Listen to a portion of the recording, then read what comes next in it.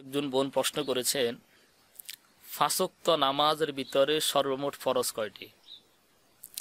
ফরজ শুধুমাত্র ফরজ নামাজে নয়, ফরজগুলা সুন্নত নামাজও আছে, ওয়াজিব নামাজও আছে, ফরজ নামাজও আছে, নফল নামাজও আছে।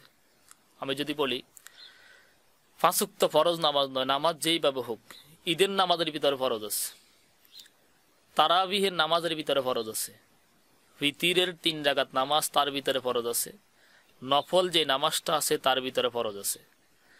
ফরজ সর্বমোট যেই নামাজই হোক না কেন 6টা ফরজ।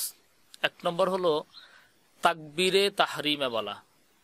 তাকবীরে তাহরিমা কাকে বলে? আপনি যেই তাকবীরের মাধ্যমে নামাজটা শুরু করবেন ওই তাকবীরের নাম তাকবীরে তাহরিমা। এখানে একটু ব্যাখ্যা করতে হয়, সেটা হলো যখন জামাত দাঁড়িয়ে যায়, মুসল্লিরা এমনভাবে দৌড় মারে, আসার পরে প্রথম তাকবীরে রুকুতে চলে যায়, তাকবীরে তাহরিমার হয় না। রুকু পাওয়ার জন্য তার জন্য শর্ত হলো প্রথম তাকবীরটা বলার পর কিছুক্ষণ অপেক্ষা করতে হবে, এরপরে আল্লাহু আকবার দ্বিতীয় তাকবীর তাকে রুকুতে যাইতে হবে। এক তাকবীরে যদি কোনো ব্যক্তি রুকুতে চলে যায় তার নামাজ হবে না, তাকবীরে তাহরিমা না হওয়ার কারণে।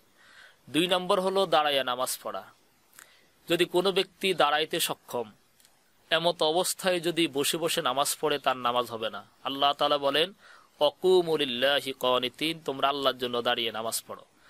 3 নম্বর হলো কেরাত পড়া, সূরা ফাতিহা পড়া। সূরা ফাতিহা শেষ করার পর অন্য কোনো সূরা পড়া। যদি কোনো ব্যক্তি কেরাত না পড়ে, সূরা না পড়ে, তার নামাজ হবে না। এবং কেরাতটা যদি ভুল পড়ে, সূরাটা যদি বিশুদ্ধ না হয়, অশুদ্ধ হয়, ভুল হয়, তখনও তার নামাজ ভেঙে যাবে, নামাজ হবে না। 4 নম্বর রুকু করা। রুকুটা এমনভাবে করবে যাতে করে তার নিতম্ব, ফিট এবং মাথাটা সমান বরাবর হয়। ওলামায়ে কেরাম বলেন যাতে করে তার ফিটটা এমন সোজা হয় ফিটের উপর একটা গ্লাস রাখা সম্ভব হয়, এরকম রুকু করা। 5 নম্বর হলো 2টা সেজদা করা। 2 সেজদা এটা ফরজ। 1 সেজদা যদি করে তাহলে ফরজ লঙ্ঘন করার কারণে তার নামাজ হবে না, সেজদা 2টাই করতে হবে। আর 6 নম্বর হলো আখিরি বৈঠক। 2 রাকাত নামাজ হলো বৈঠক একটা, 3 রাকাত হলো 2টা বৈঠক। এই 3 রাকাতে 2টা বৈঠকের ভিতরে প্রথম বৈঠকটা হলো তার জন্য ওয়াজিব, আর দ্বিতীয় বৈঠক হলো তার জন্য ফরজ।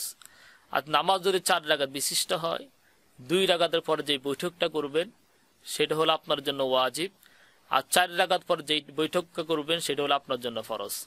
ওয়াজিব যদি কোনো ব্যক্তি তরক করে, ওয়াজিব যদি নষ্ট হয়, তাহলে ওই ব্যক্তির জন্য সেজদায়ে সাহু দিলে নামাজ হয়ে যাবে। আর যদি কোনো ব্যক্তি ফরজ তরক করে, তার জন্য সেজদা সাহুর কোনো অনুমতি নেই, নামাজ শুরু থেকে আবার তার জন্য পড়তে হবে। এই 6টা ফরজ। 1 নম্বর তাকবীরে তাহরিমা বলা, 2 নম্বর খাড়া হইয়া নামাজ পড়া, 3 নম্বর কেরাত পড়া, 4 নম্বর রুকু করা, 5 নম্বর 2 সেজদা করা, 6 নম্বর শেষ বৈঠক করা। এই 6টা ফরজ ব্যতীত নামাজ যেই নামাজই হোক না কেন আর কোনো ফরজ নাই। বাকি বিষয়গুলো হয়তো ওয়াজিব নয়তো সুন্নত। মহান আল্লাহ রাব্বুল আলামিন আমাদের প্রত্যেককে এই 6টা বিষয়ের প্রতি দৃষ্টিপাত করে নামাজ পড়বার তৌফিক দান করে।